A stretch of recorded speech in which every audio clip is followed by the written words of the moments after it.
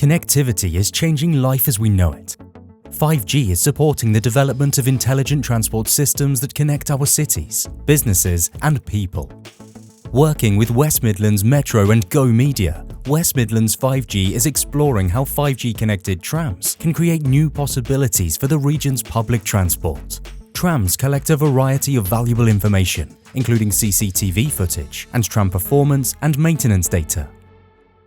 Currently, this information is accessed and downloaded manually outside the hours of operation. To hasten this process, we equipped a WM Metro tram with a 5G solution from Icomera. The increased bandwidth offered by 5G connectivity allows for the high-definition CCTV footage captured on the tram to be securely and remotely transferred to the Regional Transport Coordination Centre while the tram is in operation. The ability to transmit high levels of data almost instantaneously unlocks incredible opportunities to strengthen passenger safety, and to improve the maintenance of key public transport routes, operators will be able to provide passengers with the right information and give them confidence in using public transport post-COVID. In the future, entire networks of trams could be equipped with 5G-enabled sensors to help engineers identify issues and perform maintenance on carriages and vital infrastructure.